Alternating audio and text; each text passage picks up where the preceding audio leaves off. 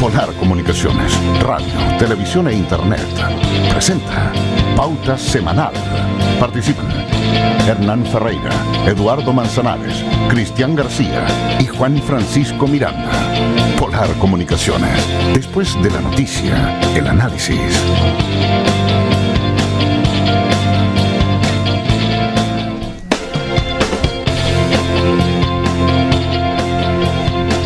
Buenas tardes, ¿cómo están? Como todos los viernes transmitimos en este espacio Pauta Semanal a través de las pantallas y la señal de Radio Polar. Nos pueden seguir también a través de Facebook Live. Todos los días viernes transmitimos de 15 a 16 horas y el programa se retransmite el día sábado y el día domingo en el mismo horario. Pauta Semanal, un programa de conversación política y de la contingencia nacional y por supuesto regional. Me acompaña como panelista en esta oportunidad don Hernán Ferreira. ¿Cómo está, Hernán? Bien, gracias como siempre. Contento, señor, contento. Contento, señor, contento. Hernán Ferreira, abogado de la plaza, pero también presidente comunal de la UDI y en esa calidad en realidad está de panelista, ¿cierto? Así que está representado por acá del bloque de gobierno. De la plaza y de la oficina también, porque también atiendo la plaza. Claro. Exactamente. Oye, y tenemos unos invitados en el programa de hoy.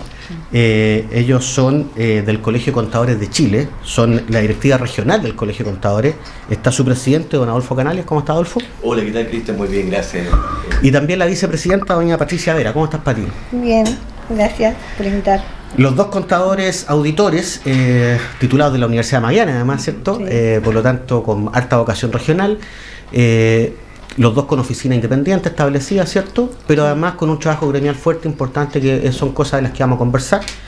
Y con un detallito, porque ayer, 12 de septiembre, se celebró el Día del Contador. Exactamente, desde el año 1926 que esta fecha quedó institucionalizada como el Día del Contador, el primer congreso de contadores que se hizo en Chile, y desde el año 58 que se instituyó por ley el 13 de septiembre hoy día. Perfecto. O sea, hace 61 años, pero por ley como Colegio de Contadores, y en el año 81 cambió a Asociación Gremial, y ahí estamos presentes. Ya, tienen en trabajos entonces en función del aniversario, por así decirlo. Exactamente, Sí. el aniversario del colegio, justamente. ¿Hay una cena, entiendo, el día de mañana? Mira, tenemos dos actividades pequeñas, voy a parar el aviso, ¿cierto? Hoy día tenemos una misa en la iglesia catedral a las 19 horas, la cual, es cierto, va a ser en memoria de los contadores que fallecieron ya, ¿cierto? Que han marcado la historia en Magallanes, y que todos marcan historia, o sea, eso es importante. Y también como una misa para pedir por los colegas que están enfermos también, que uno se olvida de esto.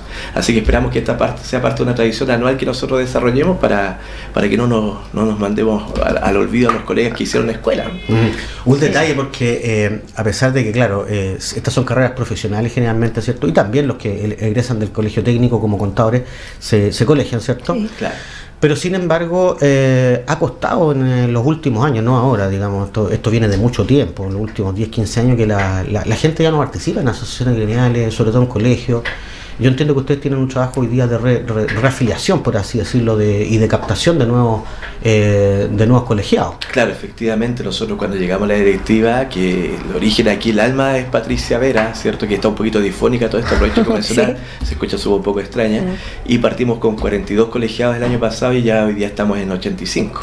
Así que eso nos tiene pero muy contentos, porque significa que la gente está creyendo en el proyecto, y en cierta forma todo se logra con unidad, como para lograr una fuerza para hacernos escuchar adecuadamente, para manifestar nuestras inquietudes, y es importante que estemos unidos como gremio. Sí.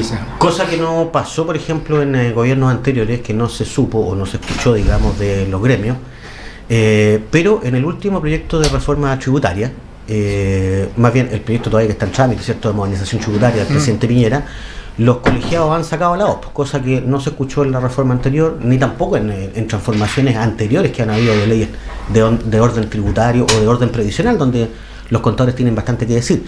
Cuéntanos un poco, porque entiendo que también el colegio a nivel nacional ha sido invitado dentro de uno de 4 gremios más que fueron invitados por algunos senadores, ¿cierto?, a la Comisión de Hacienda del Senado ya a discutir, porque el proyecto ya de modernización pasó por la Cámara de Diputados aprobado. No exactamente igual como lo quería el Ejecutivo, pero finalmente fue aprobado.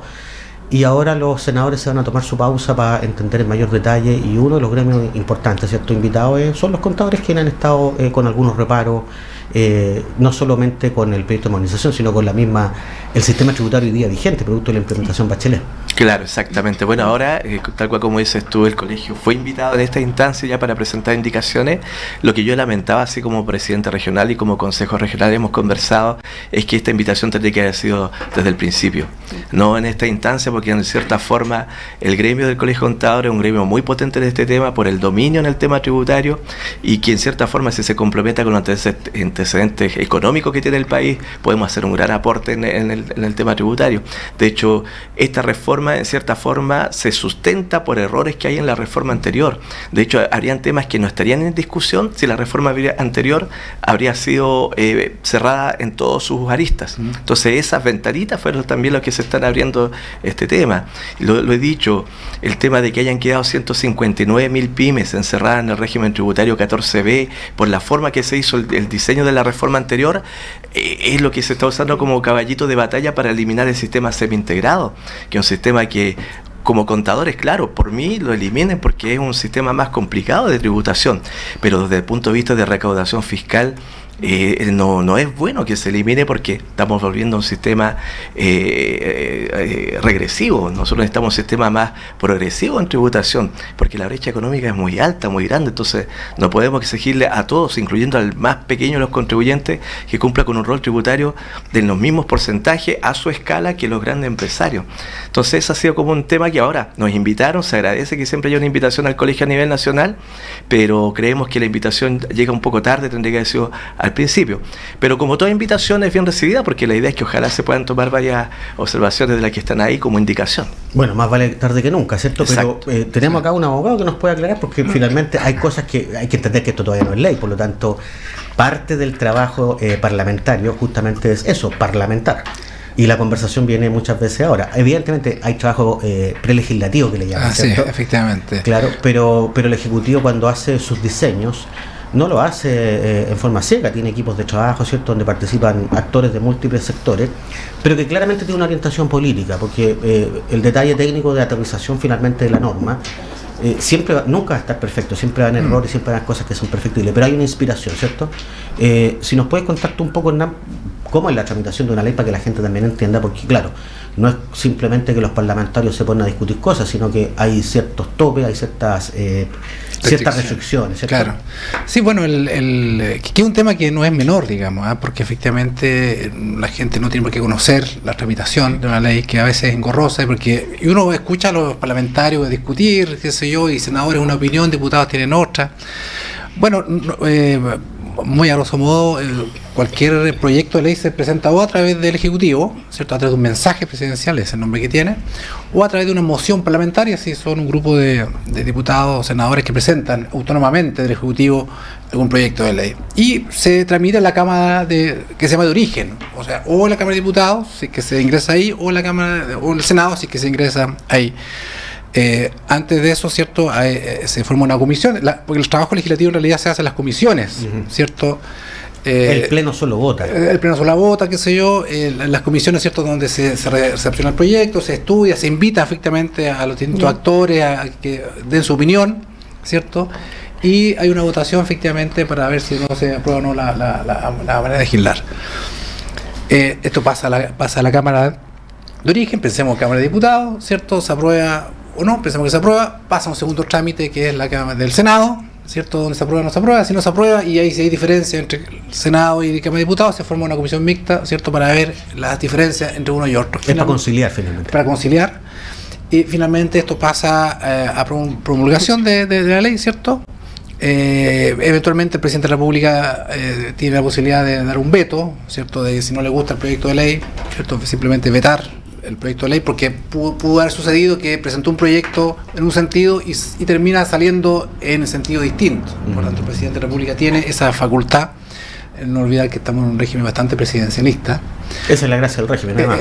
Claro, ¿cierto? Y por tanto, bueno, esto que pareciera así dicho en 2 minutos es a veces años. Es muy extenso. Es muy extenso, ¿sí? Así que, Y a las comisiones, efectivamente, es la comisión donde los actores, los contadores, en fin, gente experta en los temas son invitados para exponer los pros y los contras del proyecto de ley, que entiendo que fueron donde ustedes invitaron, digamos. Sobre todo porque ahora hay algo sobre qué discutir. Antes del mensaje no hay mucha idea de lo que se quiere proponer en realidad. Porque no están articulados. Claro, entonces ahora hay como mayor visión de qué cosa se puede discutir, qué cosa está mal, qué cosa está bien, dónde le faltó algo, ¿cierto? Sí, ahora lo que... ustedes decían que efectivamente hay se habla de la recaudación, ¿cierto? Que mayor o menor recaudación. Y eso efectivamente impacta en las arcas fiscales, obviamente. Sí, por supuesto. ¿Cierto? Pero ¿qué pasa con la inversión? Porque efectivamente esto es un régimen, o lo que ustedes puedan ver, digamos, ¿cierto? Del proyecto ejecutivo, o de lo que pasó por lo menos al Senado, es un proyecto que incentiva la inversión, porque en definitiva uno puede tener mucha recaudación, o por lo menos en teoría, mucha recaudación, pero efectivamente si hay poca inversión, si hay poca actividad económica, la recaudación siempre va a ser menor.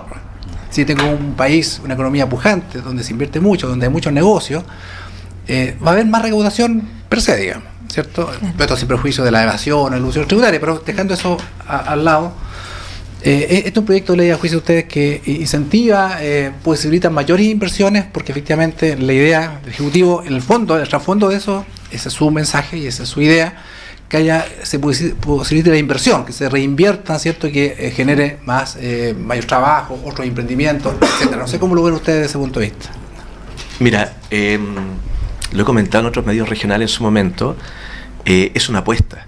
Es una apuesta porque realmente estamos en una nebulosa en este momento por el tema de la crisis internacional que hay.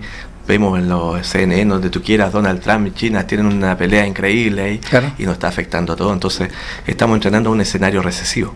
Quizás es un mal momento quizás para un escenario así como que yo dijera, quiero ahora implementar en Chile algo más ambicioso, pensando que la inversión va a generar esa descompensación tributaria que vamos a tener.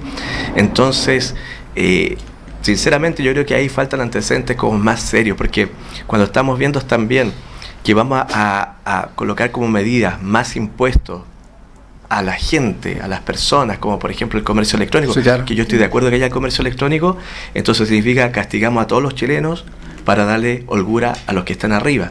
Pero ahora realmente los que están arriba en este tema con grandes empresas, ¿tendrán realmente la habilidad suficiente para multiplicar los recursos, para compensar eso? Esa es la gran dificultad que a mí como contador de pymes me cuesta visualizar. O sea, ¿usted piensa que no tienen la capacidad de ellos para hacerlo? Yo pienso que así como las cosas, así como esta otra reforma que viene, las jornadas laborales, qué sé yo, todo tiene que ser un tema gradual. O sea, imagínate, nosotros se logró con ese proyecto que, como yo te digo, técnicamente a mí no me gusta el régimen semi-integrado, como contador lo encuentro engorroso, extraño. Pero cuando uno ve los resultados fiscales, que se logró un 9,45% de ese 2% de grandes empresas que son las que generan toda la riqueza de Chile, fue un beneficio para el país. Chile vive un 80% de ingresos fiscales, o sea, no nos tenemos que engañar. De hecho, ya hasta las empresas chilenas están cerrando porque prefieren fabricar en China. Bueno, o sea, es un punto. Estamos llegando a un tema. Entonces yo digo, tenemos aranceles internacionales que no podemos competir. No somos Estados Unidos, que no podemos dar el lujo de decirle a China, sabes que estamos subiendo los aranceles porque van a dejar de comprar materias primas. Chile todavía le falta una visión industrial. De hecho, Chile, entiendo por todo lo que he leído este último tiempo con el tema de automatización, que ni siquiera tiene una política industrial, ¿entiendes? O sea, de crear fábricas, solamente tiene una política de explotación, y vienen las peleas ahora por el tema medioambiental, lo cual encuentro justo derecho, pero yo digo, pero ¿y cuándo vamos a empezar a producir algo nosotros, tecnología, incentivar la investigación? Entonces, yo lo que veo con mal ojo es que, por ejemplo, Chile como país va a tener que hacer una suerte de inversiones, por ejemplo, en la reconversión de las personas. Las grandes empresas se pueden hacer responsables de reconvertir a sus trabajadores, pero el pyme no tiene los recursos suficientes. Entonces, ¿de dónde lo vamos a sacar? Un gasto que en este momento no existe, porque un gasto de reconversión no aparece en un presupuesto, por lo menos del trabajo. Están potenciando el CENSE, eso lo tengo claro. Se está potenciando, pero la potenciación viene con un tema de recursos y con programas serios de reconversión. Entonces, estamos perdiendo recaudación fiscal cuando en un 4 o 5 años más vamos a necesitar más recursos fiscales. Tendría que haber una apuesta más seria quizás del sector privado, de las grandes empresas, que nos muestren esto es lo que vamos a invertir, esto es lo que vamos a lograr, esto es lo que yo creo que vamos a compensar con lo que perdemos recaudación. No soy enemigo de la gran empresa, porque las grandes empresas mueven a nuestras pymes, ¿entiendes? No es un pensamiento extremo socialista, no. No es de clase. No, es un tema simplemente de seriedad de los números. Entonces, lo que yo he visto con malos ojos es que se ocupa como excusa a las pymes. De hecho, en la primera presentación presentación del gobierno lo colocaron a las asociaciones de pymes metidos en este baile, pero porque en cierta forma como que yo veía que tenían de rehén a 159.000 pymes para presentar la modificación de un sistema integrado que sí no funciona como recaudación para las grandes empresas. Ahora, esa compensación, ¿cómo la van a hacer? Me gustaría tener la tranquilidad y el análisis, porque con auditores que están ligados al sector de derecha pueden sacarme muchos números. Por eso es importante que el Colegio de Contadores sea un gremio independiente que pueda responder tanto a la izquierda y a la derecha, porque esa es nuestra gracia, somos independientes.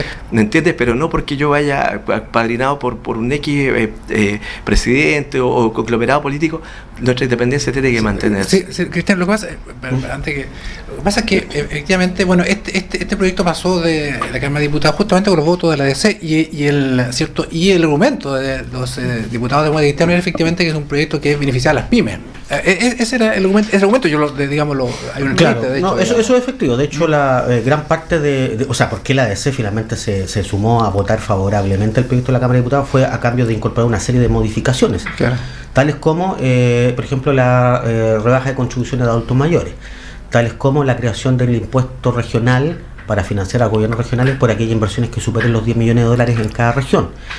Tales como, bueno, un sistema que se amplíe, digamos, la brecha para que las pymes ingresen al sistema 14 TER, que es un sistema, hoy día se llama en realidad cláusula pyme con el proyecto, pero es casi lo mismo, donde lo que va a ocurrir es que se simplifica un poco la forma de determinación de impuestos de la pequeña empresa. La idea era subir la brecha, la barrera. Pero todas esas son en realidad medidas menores frente a lo que tú señalabas, Adolfo, ¿cierto?, que es el gran corazón de la pyme, de la modernización, que es esta destrucción de los sistemas que existen para volver al sistema integrado que existía antes de la reforma Bachelet y que Bachelet efectivamente lo eliminó. Como dato y producto justamente de la eliminación del sistema integrado y la creación de estos dos sistemas, el semi-integrado, ¿cierto?, el atribuido, que evidentemente, claro, hay quejas de que el semi-integrado tiene una falacia porque no funciona bien, no funciona a la perfección como debiese ser, porque hay pymes que quedaron capturados en ese sistema que no debiese haber ocurrido. Pero, como dato, hay un 13% más de recaudación que se logró el año 2018 y un 16% más de recaudación que se logró el año este año, digamos, 2019. Eso está publicado en la página de Impuesto Interno y cuando uno desglosa la cifra a qué se debe la mayor recaudación, parte de eso tiene que ver efectivamente con esta mayor recaudación producto del sistema mismo. Y hay otra parte evidentemente que tiene que ver con el tema de los valores del cobre. Pero claro, lo que preocupa y lo que decías tú, Adolfo, es que ya el Banco Central de hecho bajó la proyección de crecimiento, bajó al 2,5 y habíamos partido casi en el 4 y ya estamos en el 2,5. Entonces, ¿qué ocurre? Que cuando uno habla también, y esta ha sido la gran crítica de los que son un poco detractores de volver al sistema integrado, es que cuando uno habla de poder reinvertir y ocupar la política tributaria, ¿cierto?, la política fiscal para lograr inversiones, eso se logra con un impuesto bajo a la empresa y castigando los retiros de utilidades de los propietarios. Y el proyecto de modernización tributaria hace todo lo contrario. Tiene grandes impuestos para la empresa y premia el retiro de utilidades porque le bajan la tasa. No sé, dejo la palabra abierta ahí, sobre todo los contadores, que es lo que nos interesa estrujarlo un poco en estos comentarios. ¿Pati? Mira, yo creo que el proyecto tributario, así como está, ¿cierto?, le está dando una... Mira, estuve el otro día en el Consejo Nacional, en Santiago. Sí, yo he estado yendo a representar a don Roberto Díaz y la verdad que desde ese punto de vista igual hay muchas voces distintas respecto del tema, de cómo se viene y cómo realmente va a ser el efecto para las personas. Lo que a nosotros nos mostró el otro día un comité que hizo todo un estudio de este proyecto. ¿Un comité del colegio? Sí, hubo una comisión que estaba haciendo un trabajo para hacer una presentación, ¿cierto?, en esta fase que ya inició. Y entonces ellos, claro, nos mencionaban los pros y los contras en realidad, pero como dice Adolfo, en definitiva faltan más números, porque nosotros esto lo estamos viendo ahora hace muy poco tiempo, ¿cierto? Entonces nos faltan antecedentes para poder decir si efectivamente esta cuestión resulta o no va a resultar, ¿cierto? Así como se están dando las cosas. Mira, yo tengo varios negocios y de mi punto de vista como empresaria, ¿cierto?, el tema de una tasa, claro, más baja para nosotros y todo, claro que a mí me incentiva para poder invertir, ¿cierto?, y para poder comprar activos y todo eso.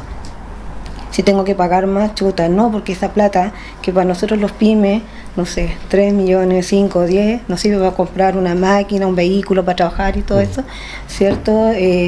Es plata, ¿cierto? Y no para los grandes, eso no significará posiblemente nada, pero a lo mejor yo con ese vehículo que compro más en el año, yo puedo aumentar mi producción en un porcentaje que para nosotros, como chicos, nos puede hacer funcionar. Pero hoy día como ¿cierto? chico tú pagas un 25%. Como chico te digo yo, pero por eso te Pero digo, por eso, como chico, ¿qué tasa pagas hoy día? nosotros como chicos pagamos, por ejemplo, El ya, 25%. el 25%. Y con la ¿cierto? modernización tributaria, ¿qué tasa vaya a pagar? Claro, y con la modernización tributaria nosotros seguimos pagando el 25%. Entonces, por eso, si ahí está el tema, que se ha hablado como excusa el favorecer las pymes, pero en realidad van a quedar con la misma tasa. Sí, y el problema sí que esta famosa cláusula PYME, que es la que están sacando, claro, la han mostrado como que va a ser una facilitadora para los sistemas. Y lo que yo vi hace 2 semanas atrás, según todos los registros que hay que llevar, chutas, dijimos, valor, es un montón de cosas, o sea, son tantos los requisitos que tenemos que completar para poder presentar algunos documentos que en definitiva tú dices, chuta, como que me es más agradable incluso llevar la contabilidad completa, que finalmente los bancos cuando te evalúan financieramente te piden claramente un balance, ¿cierto? Entonces, y estuvimos conversando todo en el consejo, porque claro, íbamos bien y de repente empezaron a pedirnos requisitos y uno y otro, y dijimos ya, esto era como lo que, la letra chica que no habíamos visto ninguno, entonces recién lo estamos empezando a leer en realidad, una cosa como nueva, pero no es una cuestión que tú digas, ¿sabes qué? Porque es la cláusula PYME, está todo súper fácil, y la verdad es que no está así. Hay que cumplir requisitos para poder estar, ¿cierto?, en esa cláusula. Igual, por el hecho de estar en la cláusula PYME, después te va a dejar fuera de otros beneficios que para nosotros, como los pequeños, ¿cierto?, también nos sirven. Mira, no recuerdo efectivamente cuáles eran los beneficios, pero sí te dejaba fuera de algunas cosas por el hecho de beneficiarte con esto otro, que era como un conductor más rápido para poder determinar tus impuestos y todo. Entonces, al final, una cosa lleva a la otra. Y sabes que ahora me estaba acordando de otro tema. Adelante estaba Adolfo hablando del asunto esto de las inversiones, de no sé, porque tenemos que ser más automatizados y todo eso. Hay unos puntos que por ejemplo, para que un gasto sea necesario tiene que producir renta, ¿cierto? Lo sabemos. Entonces, cuando nosotros, por ejemplo, los chicos estamos tratando de ver un tipo de negocio, visualizar y decimos, ¿sabes qué? Yo tengo una idea de negocio porque soy muy imaginativa, ¿cierto? Entonces tengo una idea de negocio y voy a empezar a trabajar y a ocupar plata de mi empresa para poder, ¿cierto?, ver si este negocio puede hacerme producir más, y tú te presentas con esas facturas, impuestos internos y todo eso. ¿Sabes tú que eso, dependiendo del criterio fiscalizador, no te lo dejan pasar como un gasto, porque dicen, no, pues muéstrame el ingreso, ¿cierto?, que está produciendo con este gasto? Entonces, ahora, tú estás tratando de hacer una invención, de crear algo nuevo, otro nicho de negocio dentro de lo tuyo, y mientras no generes el ingreso propiamente tal, si no es en ese mismo año tributario, ¿sabes qué? Ponen algunas trabas por cómo están hechas las leyes. Ahora, para ser justo, eso viene de los años 40. Sí, es una cuestión, en realidad, pero no avanzamos. Te fijas que son cosas que nos deberían dejar un poco más sí, crecer. Ha faltado, cuando se habla de modernización, quizás han faltado otros elementos que vayan acorde más con la más adelantarnos a cómo se viene todo este mercado de modernización. Sí, vamos a ir a la pausa ahora, pero no se vayan de nuestra sintonía, porque al retorno vamos a seguir conversando con los contadores. Hay más temas, no solo reforma tributaria, no solo impuestos llevan los contadores. Vamos a ver también hasta previsional y el tema laboral.